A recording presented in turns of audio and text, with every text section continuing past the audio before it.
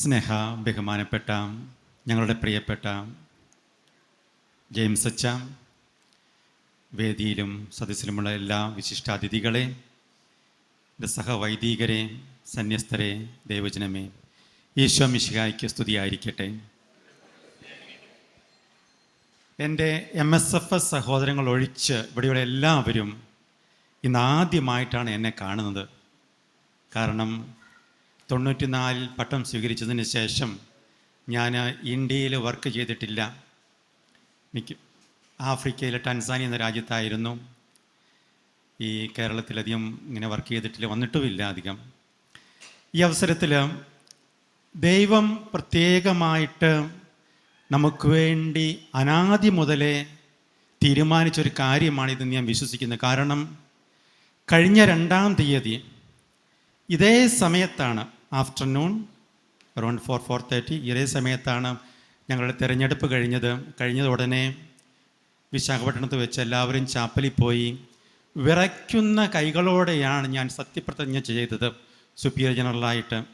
ഇത് കഴിഞ്ഞപ്പോൾ 12 അച്ഛന്മാർ പറഞ്ഞു, അച്ഛൻ്റെ കൈ വിറയ്ക്കുന്നുണ്ടായിരുന്നല്ലോ എന്ന് പറഞ്ഞു. ഇത് ശരിക്കും എൻ്റെ കൈ വിറച്ചു. ആ വിറയ്ക്കുന്ന കൈകളോടെയാണ് കഴിഞ്ഞ മാസം ഇതേ സമയത്ത് ഞാൻ ഈ സ്ഥാനം ഏറ്റെടുത്തത്. 1 മാസം കഴിഞ്ഞപ്പോഴും ദൈവം ഇങ്ങനെയൊരു അംഗീകാരം ഞങ്ങളുടെ സഭയ്ക്ക്, മഞ്ഞാക്കലച്ചനെ നിങ്ങൾ ആദരിക്കുമ്പോൾ അത് MSFS സഭയ്ക്കുള്ള ആദരവാണ്, കത്തോലിക്ക സഭയ്ക്കുള്ള ആദരവാണ്. ഇതിന് കൃത്യമായിട്ട് നന്ദി പറയുന്നു. അച്ഛനോടൊപ്പം ആയിരിക്കുവാൻ MSFS സഭയിലെ കാരീസ് ഭവനിലെ SFS സെമിനാരിയിലും വൈദികരോട് വന്നിട്ടുണ്ട്. അവരുടെ സാന്നിധ്യവും ഞാൻ പരിഗണിക്കുന്നു. സ്നേഹം നിറഞ്ഞവരെ, സ്പിരിച്വൽ സ്റ്റാർ, ഒരു ആധ്യാത്മിക നക്ഷത്രം, എങ്ങനെയാണ് ഈ അച്ഛൻ ഒരു സ്റ്റാർ ആയത്? വളരെ ചുരുക്കി പറയാം. ഫ്രാൻസിസ് സാലസ് പറഞ്ഞിട്ടുണ്ട്, കുദാശകളുടെ സൂര്യനാണ് വിശുദ്ധ കുർബാനയെന്ന്. നമുക്കറിയാം, എപ്പോഴാണ് ഒരു സ്റ്റാർ പ്രകാശജനകമാകുന്നത്? സൂര്യനിൽ നിന്നും പ്രകാശം സ്വീകരിക്കുമ്പോഴാണ്. സൂര്യനിൽ നിന്ന് അകന്നു നിൽക്കുന്ന ഒരു സ്റ്റാറിന്, ഒരു നക്ഷത്രത്തിന് നക്ഷത്രമായി തിളങ്ങുവാൻ സാധിക്കില്ല. മഞ്ഞാക്കലച്ചൻ ഒരു സ്റ്റാർ ആയെങ്കിൽ ദിവികാരുണ്യം എന്ന സൂര്യനോട് ചേർന്ന് നിന്ന് തന്നെ ആ സൂര്യനിലേക്ക് അലിയിച്ചു കൊണ്ടാണ് ഇന്നൊരു സ്റ്റാറായി ജെയിംസ് അച്ഛൻ തിളങ്ങുന്നത്. എനിക്കറിയാം എന്തുമാത്രം സമയം അച്ഛൻ ദിവികാരുണ്യത്തിന് മുമ്പിൽ ചിലവഴിക്കുന്നു എന്ന്. വേദനയുടെ അനുഭവങ്ങളുടെ കടന്നു പോകുമ്പോഴും ദിവികാരുണ്യത്തിന് മുമ്പിൽ അച്ഛൻ സമയം ചെലവഴിക്കുന്നു. ഇതിൻ്റെ അർത്ഥം എന്താണ്? നിങ്ങൾക്കും എനിക്കും ഇതുപോലെ സ്റ്റാർ ആകുവാനുള്ള പൊട്ടൻഷ്യലുണ്ട്, സാധ്യതകളുണ്ട്. പക്ഷേ നാം ദിവികാരുണ്യമാകുന്ന ആ സൂര്യനിൽ നിന്ന് അകന്നു നിൽക്കുമ്പോൾ നാം നമ്മെ തന്നെ അന്ധകാരത്തിലേക്ക് വീഴ്ത്തുകയാണ് ചെയ്യുന്നത്. Father, you are an inspiration for us. Thank you. ദൈവം ഇനിയും അനുഗ്രഹിക്കട്ടെ എന്ന് പ്രാർത്ഥിക്കുന്നു. രണ്ടാമത്തെ കാര്യം, ഇവിടെ പ്രാർത്ഥന നയിച്ച സഹോദരൻ ഒരു ചോദ്യം ചോദിച്ചു. ആരാന്ന് ഞാൻ ഓർക്കുന്നില്ല, സാറായിരുന്നല്ലേ. ഒരു ചോദ്യം ചോദിച്ചു, എന്താണ് നമുക്ക് സംഭവിച്ചിരിക്കുന്നത്? നമ്മുടെ പ്രാർത്ഥന കൂട്ടായ്മയ്ക്ക് എന്താണ് സംഭവിച്ചിരിക്കുന്നത്? പൗലോസ്ലീഹ ഉദ്ധരിച്ചുകൊണ്ടാണ് ചോദിച്ചത്, എനിക്ക് സാധിക്കുമെങ്കിൽ എൻ്റെ കണ്ണുകൾ പിഴുത് നിങ്ങൾക്ക് തരുമായിരുന്നു എന്ന്.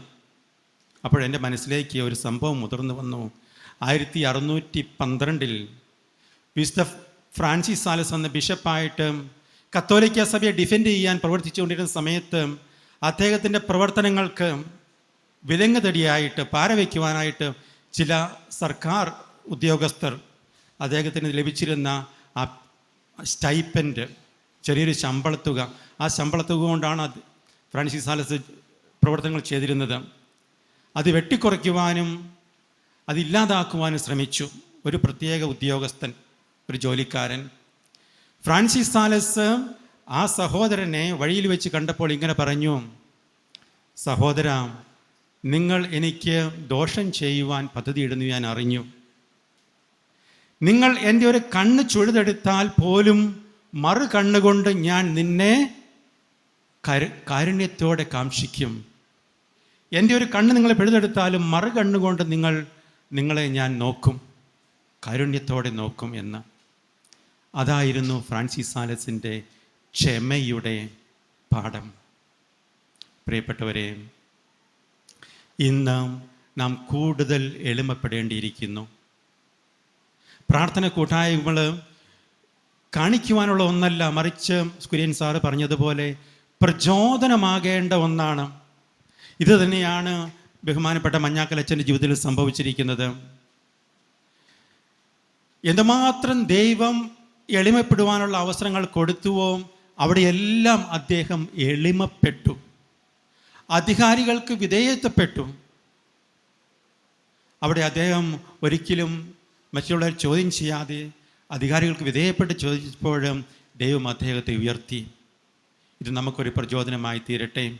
പ്രിയപ്പെട്ട മഞ്ഞാക്കലച്ച, ഞങ്ങളെല്ലാവരും MSFS മൊത്തം അദ്ദേഹത്തെ, അച്ഛൻ്റെ പ്രവർത്തനങ്ങളെയും ജീവിതത്തെയും ഓർത്ത് നന്ദി പറയുന്നു. അച്ഛനെ ധാരാളം ദൈവം അനുഗ്രഹിക്കട്ടെ എന്ന് പ്രാർത്ഥിക്കുന്നു. ഒരിക്കൽ കൂടി ഇതിൻ്റെ സംഘാടകർക്ക് നന്ദി. എല്ലാവർക്കും നമസ്കാരം. ദൈവം എല്ലാവരെയും അനുഗ്രഹിക്കട്ടെ.